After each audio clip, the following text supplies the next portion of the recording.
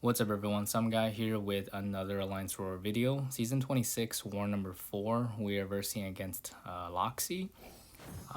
We've never faced them before. I believe they are Plat 2 last season, but going on Path 5 here, we have Hitmonkey on Ebb and Flow Knockdown and Heavy Hitter, very common placement, fought this guy many times.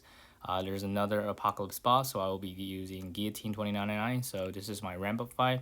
I'm going to speed it up, so it's just basically, I'm not going to knock him down at all, so it's just basically parry or intercept, bait out the SP1, fully dex it, and then punish until I get to my SP3, and then until Hitmonkey gets around 5% health, and then that's it.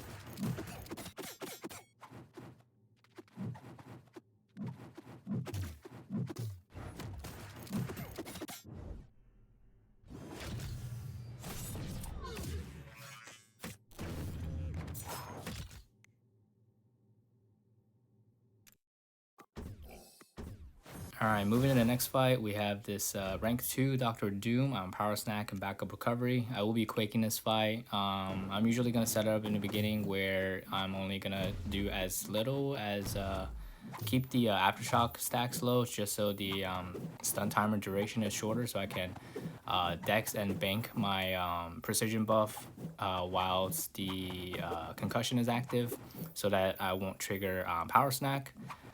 Even if I do trigger Power Snack, it's only 50% of a bar. I can always dex again to bank the another precision buff. But I usually don't like to risk it just in case the AI is passive and doesn't hit into you while the cooldown timer for Power Snack is active and then goes right into you when it's down, and that could give the opponent a bar power, and you just don't want that. But other than that, it's a pretty simple, quick, and shake fight. Alright, moving to section 2, we have a rank 3 thing on Ebb and Flow Intercept and Sadist. I will be quaking this fight. I have quaked him last season once or twice, I think.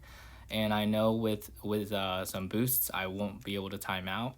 I'm not running Suicide, so I was worried about timing out last season just because I don't plan on shutting down the protection node. Just a little bit too risky for me, in my opinion. His own protection also comes into play if you accidentally parry him, or when the aftershock timer expires and the stun kicks in.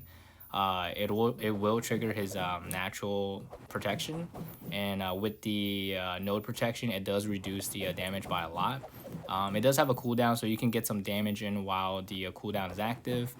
Sometimes when you get lucky and you're holding heavy before he rushes into you, and the aftershock timer expires, it won't trigger his natural protection, which is nice, but that's just all by luck. You can't really time it that well. You can't parry either, because if you parry before the aftershock timer, it will still trigger his own protection. So other than Quake, I think Nick Fury might be another option, or maybe I think Falcon actually is the best counter here, just so when lock on is active, you can try and land an intercept in and shut down the protection node altogether. And Falcon, after his buff, is a pretty good counter for Thing in general.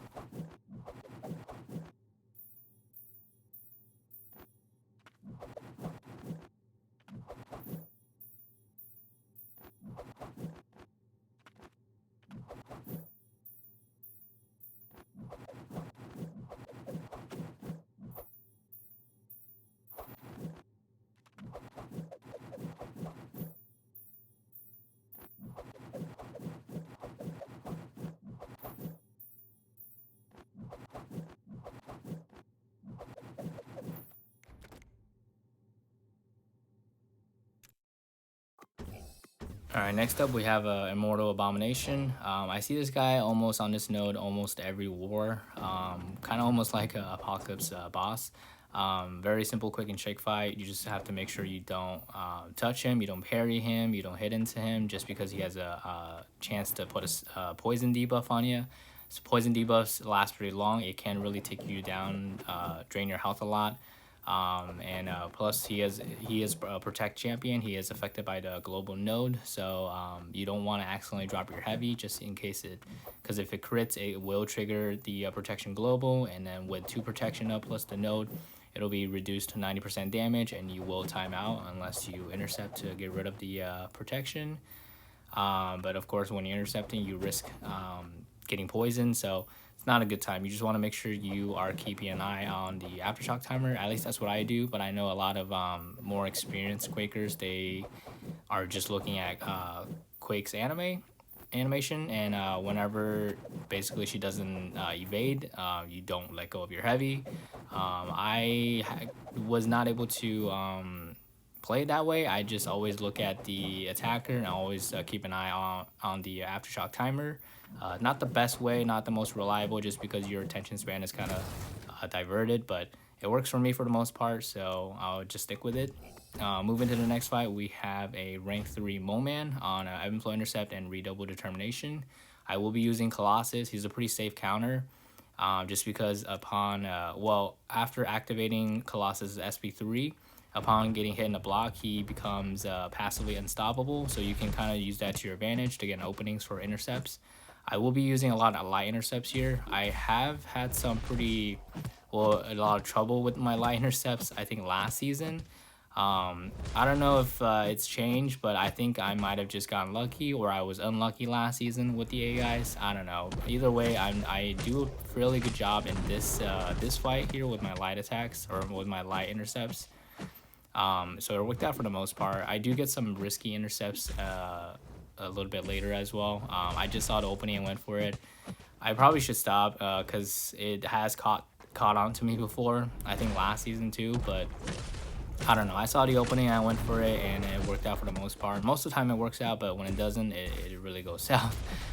Definitely shouldn't risk it, but it's kind of like muscle memory for a lot of times.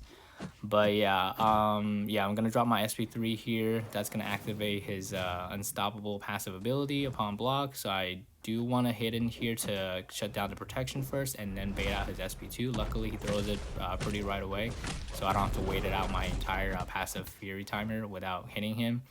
I also get lucky on triggering this one too, so it's right after the protection or the passive fury expires and the protection comes back. I was able to get the intercept in, and that was right before my passive unstoppable ability stopped too, so it was very clutch timing and worked out, and I get another nice timing here right after the passive fury ended and the protection came back. I was able to get another nice intercept in and to shut it down. So this fight went a lot smoother due to the good timing I had with those intercepts, so it made it a lot faster. Usually this fight is pretty long. I think I usually dip into like the 1 minute mark or so. And plus this is a rank 3.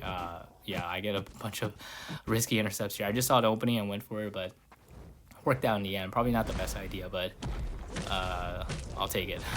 And then yeah, I get another intercept in here, I think. Yeah, it's just the AI was really cooperative, so I think it worked out really well. If the AI was passive, I think I might be in trouble. But it worked out this war. He does throw an SP, yeah, he does throw an SP1 earlier, which was kind of annoying, just so I can't hit into his block anymore, but I usually don't need to hit into his block anyway for the most part. And I drop the SP3 and he goes down. Alright, moving to section 3 here. This is a Sasquatch. It's only 5-star on recovery, indomitable, and vigorous assault. Vigorous assault doesn't really matter because I don't think Sasquatch's regen at the end is a buff. Quake is a pretty good counter since she will never be hitting into him, so she won't trigger his regen at the end. You just have to look out for his Wrath of Tenrak, just making sure whenever it triggers, he will become stun immune, and you just have to make sure you are prepared for when he comes out of the stun. I think Steel has taken this fight with a rank 3 Roke before, and it was pretty close to time me out, and I think Roke just manages to out damage his regen on this node. So it can be a pretty tricky fight if you don't have the good counter, and you can't reverse his regen as well because of Indomitable. I'll also be linking Steel's channel here. Shout out to him. He's one of our new officer here. He always takes a bunch of mini bosses and all three left side of mini boss on mini boss island. So very beastie player. He's also one of the best Omega player I know. Got a lot to learn from him. But yeah, this fight goes pretty well for the most part. I also, my 30% boost was almost expiring, so I was kind of rushing into this fight before it expires. All right, we're finally at the boss here. I am trying to get a revenge on him since my last KO from him from a rank 2. This one's a rank 3. I will be boosting up, and I'll also be throwing on the what is it called? The indestructible boost. I'm sorry, invulnerability boost. Yeah. Just because I got 2 expiring or 1 expiring, so might as well use it. I was kind of sad that I didn't use it last war when I needed it more. But yeah, this fight goes a lot better than last one. I do manage to power a lot better here. Basically trying to bait out his heavies when trying to bait out his heavies when he has above bar power, so I can push into SP2 because I know how to fully dex it. I'm more comfortable dexing his SP2 than SP1.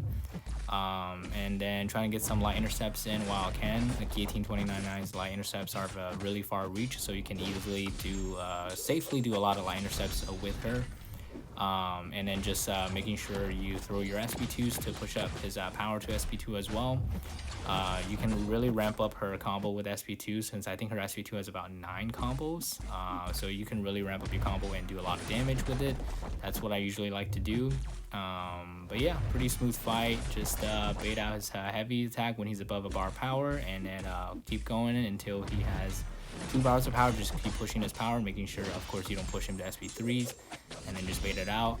This AI at the end did get kind of passive to me, which is kind of annoying. I think right here, I'm trying to bait out the SP2, but he's just not throwing it, and he's just kind of like walking towards me, inching it, backing off. Very annoying. A lot of times when this happens, you are pretty, at least for me, I sometimes get tagged with a with those what is it called, the shallow intercepts by AIs. So you have to really look out for it. I have to make sure I'm holding my block early so I'm prepared to dash back when I need to. Because if I'm just walking towards him and he's also walking towards me, and then a lot of times I will get myself in a situation where he will dash towards me and then I'll dash late, and then he will catch me on the shallow intercepts, which will hurt a lot since it's a boss node. So a lot of times when that happens, I usually just hold block early just so I'm just staying at my own place and then letting him dash towards me and then dexing that. For me, that's a little bit safer in my opinion. Yeah, right here I was dexing a little bit late, so he got a little bit closer, and his second medium did land, but I was able to parry and block in time. So yeah, right here is really annoying. I'm trying to bait out his SP2, but he's just not throwing it. He finally does throw it. I was trying to be patient and making sure I don't give up any openings for him. Yeah, at the end he becomes really passive, which is annoying, but towards the beginning he was a pretty good AI. It was pretty easy to work with, and then I think I reached my SP2 here and drop it and finish the fight.